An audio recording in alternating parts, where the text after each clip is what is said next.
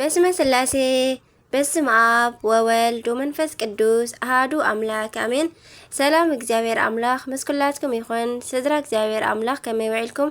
ኣነ እግዚአብሔር ይመስገን። ክብሪ ይስፋሕ መድኃኔ ዓለም ኣቦይ። ከምቲ ኣነ ጽቡቕ ዝውዓልክዎ ድማ ጽቡቕ ውዕልኩም ክትኮኑ ናይ ኩሉ ግዜ ተስፋይን ትምኒተይን እዩ። አሜን። ስንክሳር ዘወርሃ ሚያዝያ ዕለት 16 ኪዳነ ምሕረት ናይ ኪዳነ ምሕረት ኣዴና በረከታ ረድኤታ ጣዕመ ፍቕራ ይሕደረና አሜን። ስንክሳር ድሰምዕ ዘንብብ ፍቕሪ ጎይታ ኣብ ልቡ ይዕንብብ። ሓለዋን ጸሎትን ተረዳእነትን ናይ ቅዱሳን ድማ ይረክብ። ዝክረ ጻድቅ ለዓለም ይህሉ ዝኽሪ ናይ ጻድቅ ንዓለም እዩ ዝነብር። ካብ ኩሉ ክፉእ ዘበለ ክጽድሕኑ ንቅዱሳን ተማሕፀኑ አሜን። በስመ አብ ወወልድ ወመንፈስ ቅዱስ አሃዱ አምላክ አሜን። መጋቢት 16 ወላዲት አምላክ አዲ ልሳን አንደበት ኩነኒ ኪዳነ ምሕረተይ ቅዱስ አንቲቦስ። በዚህ ዕለት ዓብይ ሐዋርያን ሰማዕትን ቅዱስ አንቲቦስ ይዝከር። እዚ ቅዱስ በአርማ አበት ትበሃል ሃገር ብጓስነት ወይ ከዓ በጵጵስና ዘገልገለ ናይ ቅዱስ ዮሐንስ ወንጌላዊ ወድ መዝሙር እዩ። እዚ ቅዱስ ስለ ናይ ክርስቶስ አባጊዕ ምእመናን ብዙሕ መከራ ተቀበለ። ኣብ እስር ቤት ከሎ ድማ ካብ ቅዱስ ዮሐንስ ነባቤ መለኮት ወንጌላዊ ክታብ ወይ ከዓ መልእኽቲ በጽሕዎ እዩ። ኣብ መልእኽቱ ድማ ምስ ሐዋርያትን ሰማዕታትን ምቁፃሩ ነገሮ። እቲ ግዜ ኣብ ሓደ ክፍለ ዘመን ክኸውን ከሎ ኣቦና ኣይበጽሐትን።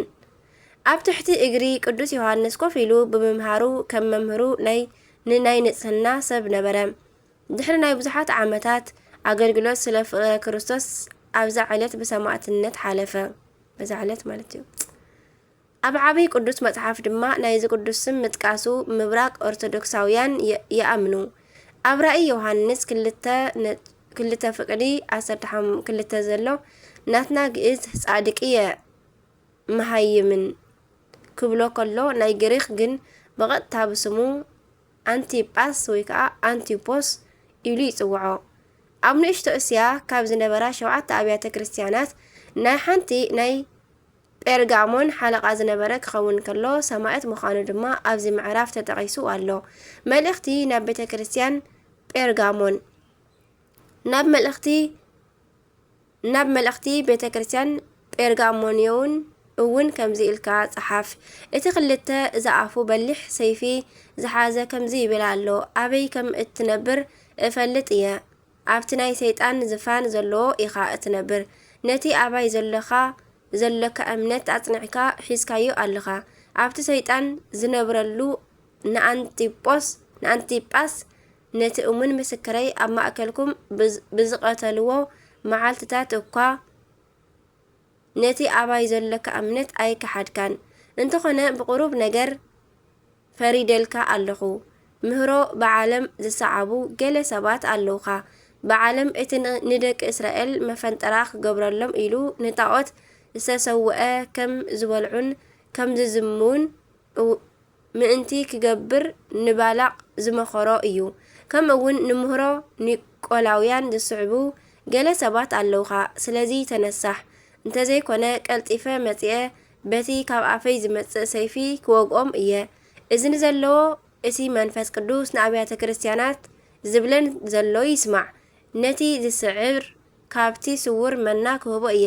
ብዘይካ እቲ ዝተቐበሎስ ሓደ እኳ ዘይፈልጦ ሓዱሽ ስም ዝተጽሓፎ ጻዕዳ እምኒ ድማ ክህቦ እየ ይብል። ኣብ ራእይ ምዕራፍ 2 ካብ 12 ክሳብ 17 ፍቕዲ ማለት እዩ። በረከቱ ይሕደረና ኣምላኽና ካብ ናይ ቅዱስ አንቲቦስ በረከት የሳትፈና አሜን።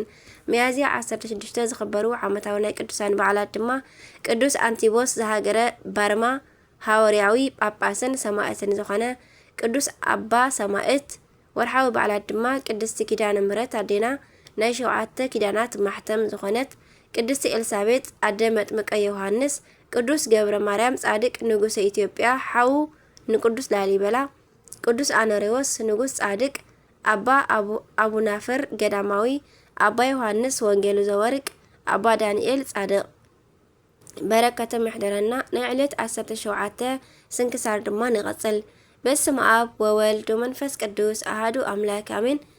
ቅዱስ ያዕቆብ ሐዋርያ قدل يعقوب ولا زبديوس دما خمزي مثل 17 ميازيا يعقوب مالت هذه زوكونا أقاصي ويكا أسناخالي مالتيو ነገዱ ካብ ይሁዳ ሃገረ ስብከቱ እስያ ዓዲ እስክንድርያን ሓውን ዮሐንስን ዓዲ እንድርያስን ሓውን ዮሐንስን ቆጽሩ ድማ ካብ 12 ሐዋርያት ዕረፍቱ 17 ሚያዝያ በዝለማንቲ 44 ዓመተ ምህረት እዩ ማለት እዩ ቅዱስ ሐዋርያ ያዕቆብ ንሃገረ ስብከቱ ቅድሚ ምብጋሱ ጎይታ ንቅዱስ ጴጥሮስ በታ አቀዲሙ ትፈትወን ተደአ ኮይንካ አባጊዕ ሓሉ እናበለ ደጋጊሙ አመልክቱሉ ብዝነበረ መሰረት ንያዕቆብ ጥራይ ዘይኮነስ ንኹሎም ሐዋርያት ዕንጨይቶም ናብ ዝበጽሐቶም ይግረታ ዕንጨይቶም ወዕጻ ማለት ዕጫ ማለት ዕንጨይቶም ናብ ዝበጽሐቶም ከብጽሖም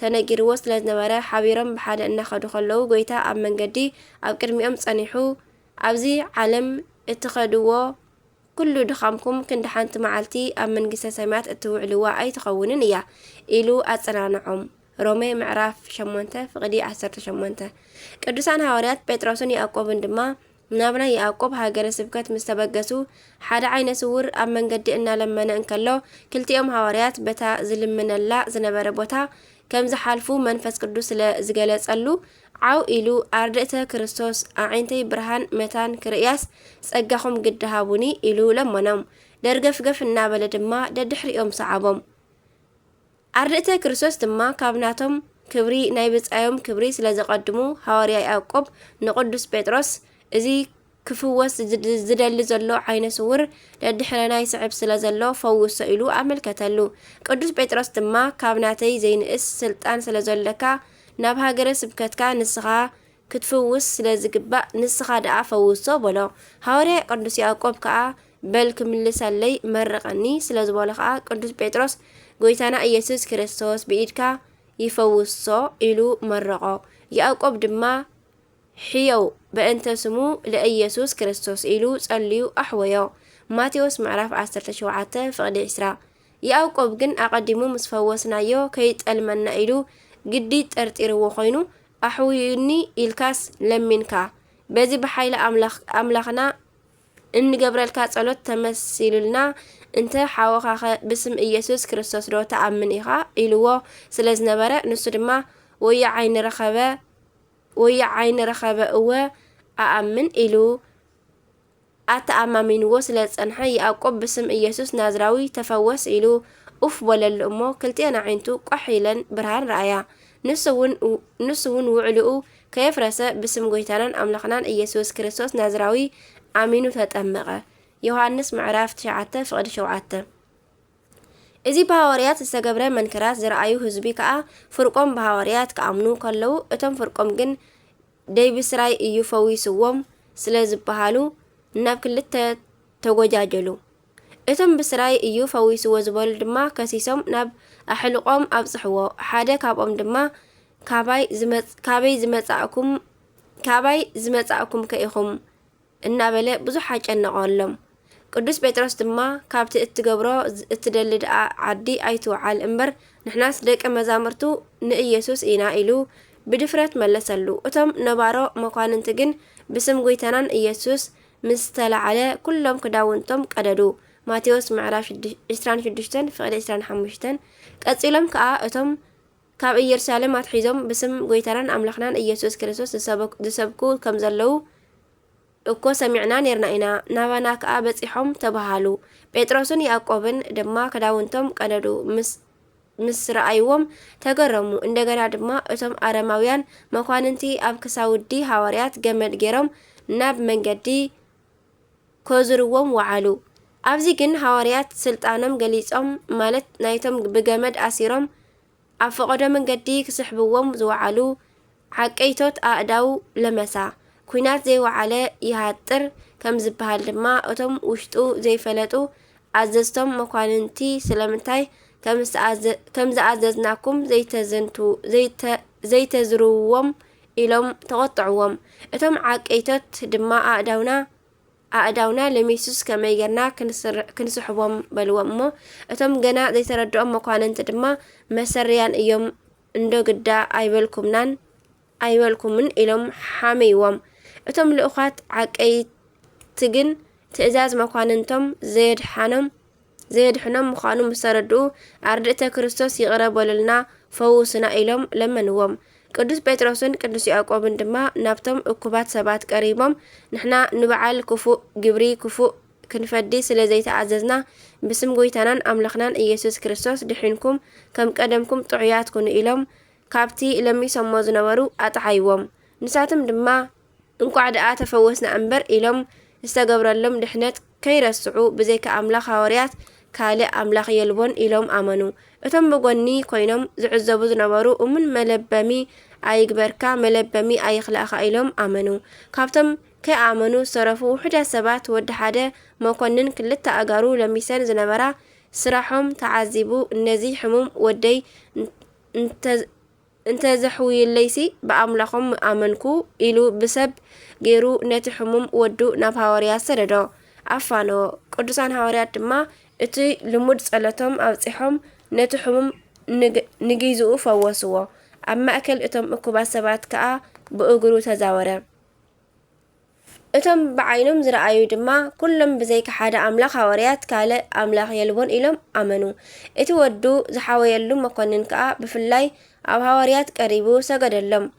ነቲ ብጸለቶም